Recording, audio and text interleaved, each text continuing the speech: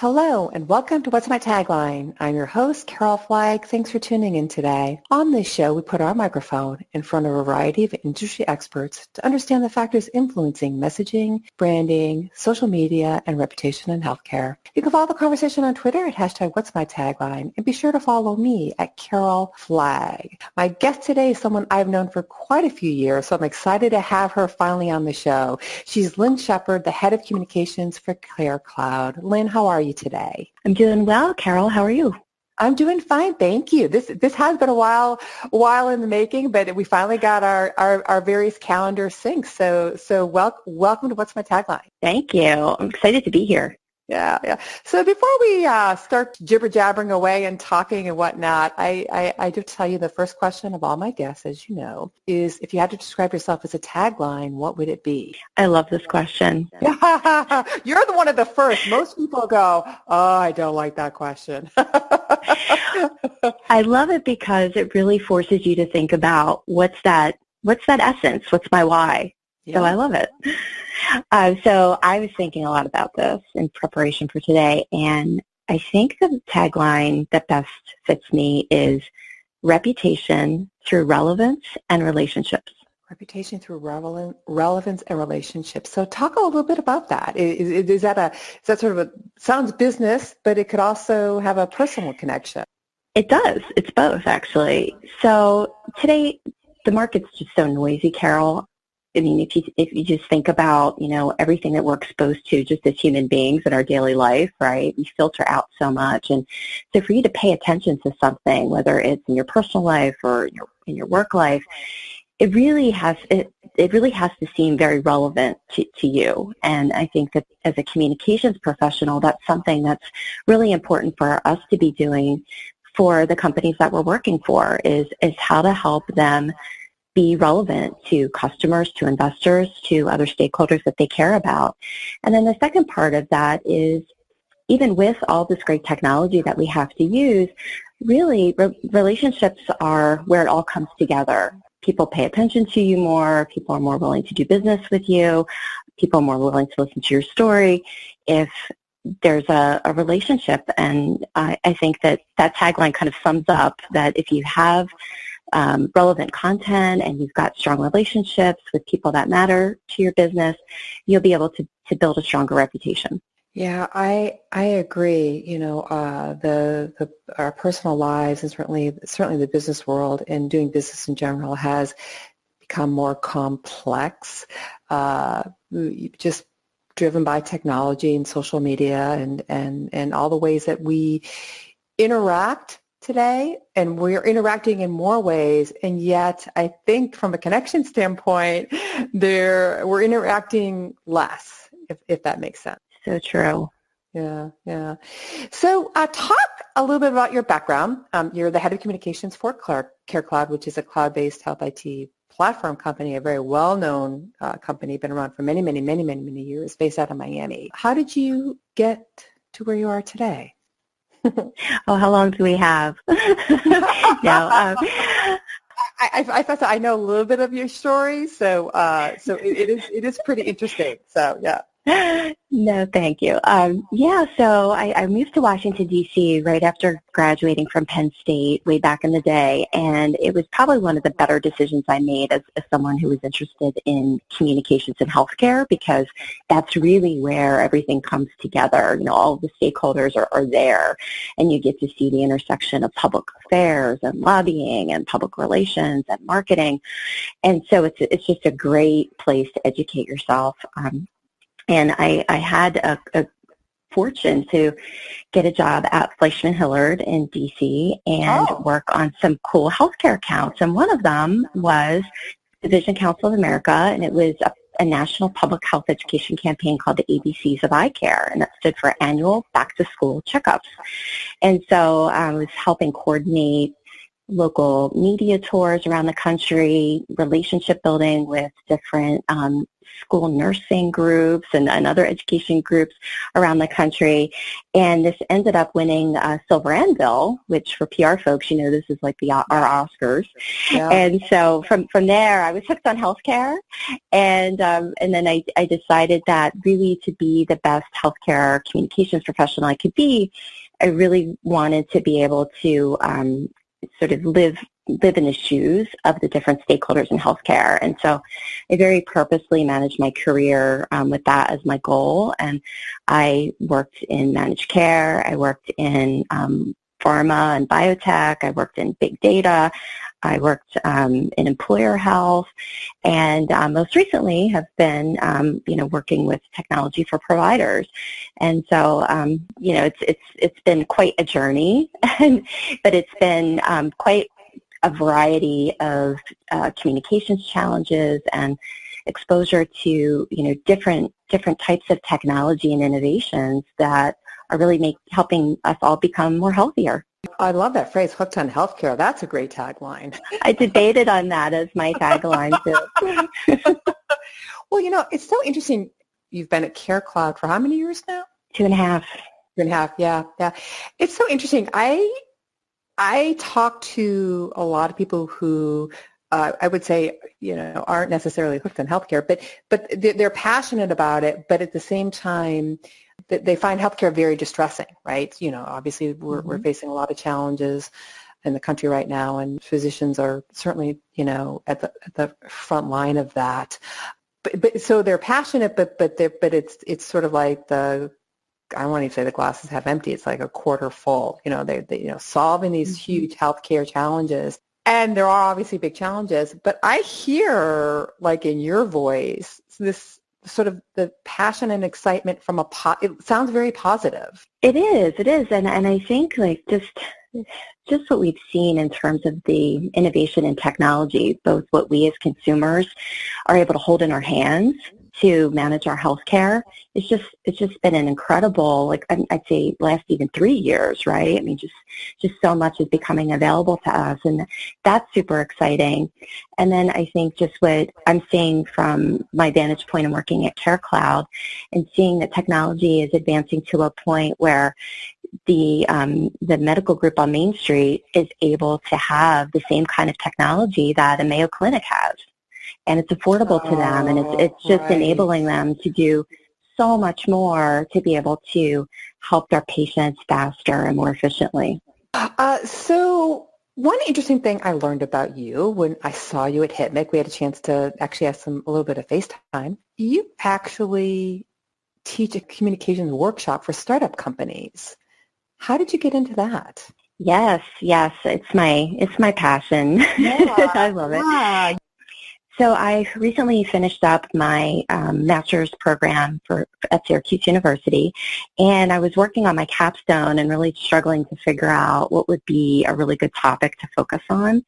And I kind of fell back to, well, what am I dealing with every day in my job? And the thing that I'm always dealing with working for a health tech startup is just how do I figure out what to spend my time and limited money on in terms of communications. And, as an in-house person, there's no shortage of vendors and, others contacting you on a daily basis saying, hey, you should use this, you should use this app, you should sign up for this web service, you should produce a founder's video. We can help write, blogs for your executives on a monthly basis. Right. And I really was thinking, what matters most, right? And if you're a founder, right, or somebody who's starting up a whole new venture, it's got to be 10 times more difficult because you're not in the communications profession, and you really don't have much of a way to evaluate what's really going to matter most. And so I took that as my research question, and I did my capstone project on this, and I really wanted to kind of zoom in on the role of public relations in impacting the fundraising success for startups. Because cash is king, right? It's your lifeblood. So that's the one thing that, I know is super important to them, and really being able to help them have maybe a playbook or a framework for evaluating the kinds of communications activities they should spend their time on that will make the most difference when it comes to investor relations. So that was my project, and I was able to interview about 10 CEOs that have had successful exits with their startups over the years. And then I also was able to survey communications professionals who are working with health tech startups and kind of compared notes and had my capstone project done. So I decided to create a workshop based on all that I learned. So obviously in the health IT space, there have been a lot of startups. So a lot of that, of course, fueled certainly by the High-Tech Act and meaningful use and all the things that you've kind of worked in, big data and AI and wearables. And I mean, the list kind of goes on and on and on. And at some point in the past, obviously CareCloud was a startup and, of course, become a very successful company. Your sort of love affair with startup companies, is that just part of your nature? I mean, there is this excitement around startups, and there are, of course, these big challenges in doing a startup company. But it just seems like you're particularly drawn to startup companies.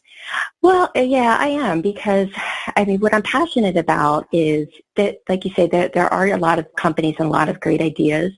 What I'm passionate about is helping ensure that if there's a great idea, a great technology, that it doesn't fail because of some kind of a communication shortcoming. And wouldn't that be horrible, right? If there was something, right. That could help a loved one of yours. Exactly. Right. But it just didn't get that far because of shortcomings in the investor strategy or how visible they were able to be, with the right audiences, ability to get the attention of the right customer segments. So that's really where my passion is. And so how can I help build up the communications acumen so that they have every chance of success? If you're just tuning in, you're listening to What's My Tagline, and my guest today is Lynn Shepherd, the head of communications for CareCloud. So, Lynn, first of all, the workshops that you teach, are these virtual workshops, or are you doing these on site? So it's a mix. I started with some virtual workshops with the folks at Startup Bootcamp Miami. I've done 2 so far for their cohorts, yes. And I actually did a mini version for a venture capital firm in Philadelphia called Backstage Capital, which is fabulous, by the way, because they're really focused on supporting underrepresented populations, so women, people of color, and others that, are founders. And they provide not just finance, but also, other kinds of support, including educational support. So I recently did a live session for them. And then starting in July, I'm going to be doing a monthly workshop for the members of the Cambridge Innovation Center in Philadelphia. And I'm really excited about that. There's a lot of healthcare companies that are choosing to start up in Philadelphia, first of many. It's a hotbed, for sure. Yeah. It is. They're actually starting to call it Silicon Valley, which I think is they are, super really? Clever. I didn't know that. Oh, my gosh. That is very clever. It is. So it's definitely in my sweet spot of healthcare and startups. And so I'm very fortunate to have worked with the Cambridge Innovation Center in Miami on some programming. And they recently opened up a state-of-the-art facility in Philadelphia. And that's where I'm based. And so going to be working with them going forward with live workshops on a monthly basis. And I think later on in the fall, starting to do some more sort of open to the community workshops. Yeah. And you kindly shared a little bit the information that you present in your workshop. And I know the foundation of the workshop to help these startup companies is basically your 3 building blocks model. Talk a little bit about that. What are the 3 blocks, and why does it work? Yeah. Sure. So the first one is just really around relationship building with investors. And in my study, I really dug deep into how that happens, especially for startups where the founding teams just don't even have an existing track record or relationships. And so there were some key takeaways from all of that research. And the number one is really to be mindful that relationships do matter. Like I said in my tagline, the existing personal relationships that you have, even if they're not with investors, are ones that, you could and should be leveraging. And just to be mindful that I found this as well, that investors are really backing people. They want to have confidence in the people running the company, because anybody could have a great idea, as you said, right. But they're really looking for people with that passion and the ability to stick with it when it gets tough, and it does get tough. And so, building these relationships even before you need funding is always a good idea, because then they're more comfortable with you. They know what makes you tick. There's more of a confidence there. And so to really come at it, not just as a means to an end, I need this amount of money and this amount of time, but to think about it as like a marathon, with maybe series of sprints. And then to have a strategy, which includes targeting the investors with the investment thesis that best matches yours, and to have a thoughtful way to keep engaging with them, both before funding and then after, so that they're apprised of all the accomplishments that you're achieving along the way. And when the time is right, there's less catch-up to do, and you can shrink that amount of funding time that you need, because you've been building and cultivating this community and building these personal relationships. So, the research that I did showed that, oftentimes it's sort of in this nurturing of relationships where people fall short. They are so excited to get the funding and get back to work. And there's a whole stream of activities that they could be doing that will really matter over the long haul. Yeah. And it's a separate strategy and set of activities than selling your products to customers, and it does require time and effort and energy, but it's really important to do that. I would think on that relationship bucket, or that first building block of the model you're talking about, I would think that, and you've probably saw this in your research, startups that got investment money and then nothing else happened until they came back to the investors and needed more money, right? That's really, right? Right. Right, part of the problem, right. Okay, all right. Building blocks. Right, and yeah. and I think that we tend to think about relationship management with customers, right? But maybe with investors, we need to be thinking about using the same kinds of strategies with investors that you do with customers. So the second bucket is around entrepreneurial storytelling. And what was very illuminating to me, Carol, in doing this research is that this idea of thinking of storytelling as a sense-making process. And what I mean by that is that you, as the founder of a new venture, a ton about the market, about the problem you're trying to solve, about the offering, your capabilities, and there's a big knowledge gap between what you know and what the investor that you're speaking with knows, right? And so storytelling is a way of helping make sense of what you're doing and how you fit in the world. And there's been a ton of research on the anatomy of the entrepreneur's story. And there are sort of like three main components of that. The first is your personal story, where, what's your vision, where do you come from as a founder, what motivated you to start the company, and really that story is, you're the primary character in that story. The second one is really more of like a general story about your business. What's the market doing? How do you fit in the market? What's your strategy for succeeding in the market? And again, you're the primary character in that story. And then the third are situational stories. This is where it gets tricky, because this is where your company is the secondary character, right? And so these are things, there's a marketplace that's been running before you even got there, right? And existing biases and experiences that people have with companies in this segment. And so to sort of understand that there are these narratives out there that you're sort of fitting into is just a really important mind shift.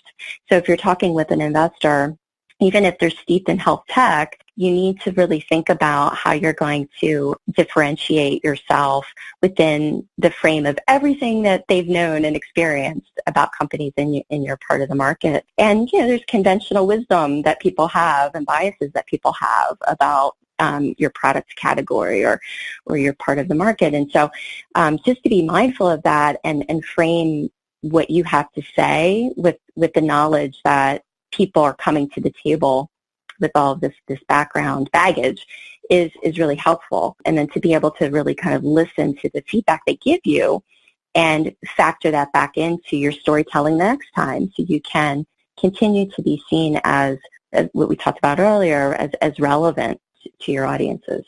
That's really interesting, especially that idea of bias. You're right, because you can imagine. I just had this, like in my head, this visual of these these investors sitting there, nodding their heads, but nodding their heads physically, but in their head, they're thinking, okay, we've already heard, we've heard this a million times already, or whatever, or this isn't going to work, or this has failed, or right. It's so true. It's so true. And to that point, that's where like the packaging and the delivery becomes super important, because if you don't get their attention within a few seconds, it's going to be tough to recapture that. So having very coherent and simple narratives are really important, and then being very prepared, to tailor that story for the person that you're talking with, and delivering that story with that passion that wins their heart as well as their mind. That then feeds into the final the three-legged stool. There's a third block in your playbook. Right, and that's around building reputation. Yeah. And, it happens at a personal level and at a company level. And, there's just so much that you could be doing even before you launch your company, just to build up your personal brand and credibility as a subject matter expert in your area. But then once you have the company launched, really building your reputation with what we call force multipliers, which are media and media like you, and analysts.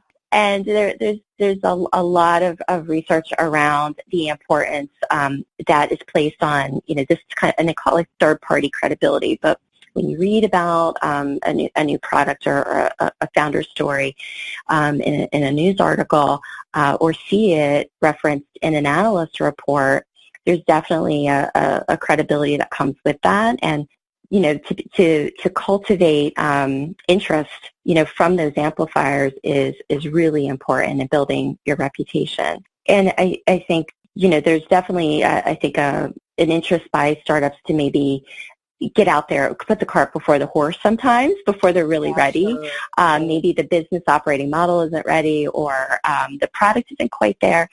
And it doesn't have to be perfect, but it should be able to hold up to scrutiny, and your story should be really crisp and ready, because it's really hard to make up ground if you've put something out there and can't deliver on it. And so there's some cautionary tales about that, right? So. Yeah. So anyway, if you promote certain things like how you're investing in great talent, if you're promoting an innovative, differentiated new product, if you're promoting partnerships, with other companies, those are all things that you can talk about that will build your reputation in a positive way.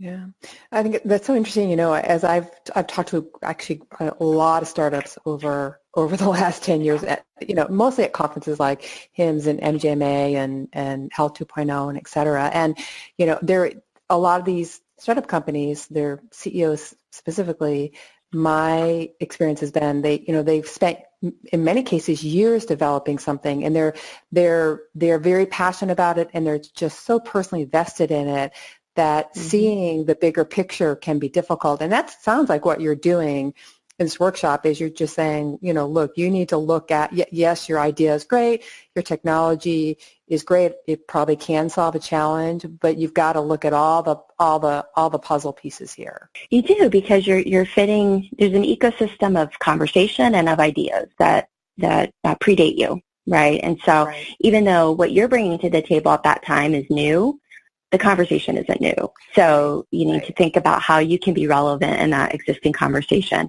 And then there's like different tactics that you need to think about as ways to do that. So things like speaking at conferences or even applying for industry awards or getting on lists. These are all things that can help build awareness and just start the ball rolling on building your reputation, within your industry. There are, no shortage of things that you could do, but really like just to be able to like find a few that matter most to your stakeholders, engage where they're engaging. If you do that homework up front, you can save yourself a lot of time and money later. Yeah. Lynn, believe it or not, we're just about out of time. Crazy how fast this goes. But before we sort of wrap up here and head out the door, the virtual door, you've already talked about what's next for your workshops. Tell us what's next for CareCloud. I love your company, by the way. Thank you. Yeah, we have had a lot cooking, and as I referenced earlier, I mean, we're starting just to see medical groups embrace cloud technology, and it's just been fun, even in the 2 years that I've been with the company, seeing them discover, new things that are possible, like using financial tech to make payments a lot simpler for patients in the office, or using consumer technology and linking, wearables and things that patients are using into their EHR. These are things that are possible with an open platform like CareCloud has. So we kind of have like a first row seat to where medical groups want to innovate. And so we're going to be, we have an exciting new announcement coming out soon, and something that we've been working on for quite some time, in the next few months, and we're gearing up for that. But, the sort of at the high level, it's really speaking to this. How do we help physicians and their, practice staff, even be even more able to take advantage of the technology without having engineers or developers, being able to do things themselves. And we're really excited about, the doors that we think that's going to open for practices, both in terms of improving efficiency, and workflows, as well as in helping with clinical outcomes. That's great. Oh, well, good for you. Lynn, just thank you so much for your time today. I'm glad we finally got the chance to meet up here. Me too, Carol. Thanks for the opportunity. It was a pleasure. Yeah. Be sure to connect with Lynn Shepherd on LinkedIn and follow her on Twitter at HealthCom. That's HLTHCOM. And make sure you follow the company CareCloud at CareCloud, just like you would think it would be. You can share your thoughts or comments on Twitter at #What'sMyTagline, or visit the program page on HealthcareNOW Radio.com. Have a topic related to our show you want to hear about? Or are you an expert who'd like to be on the show? Reach out to me on Twitter at Carol Flagg, or email me at carol@HealthcareNOWRadio.com. Until next time, I'm Carol Flagg, and I want to know, what's your tagline?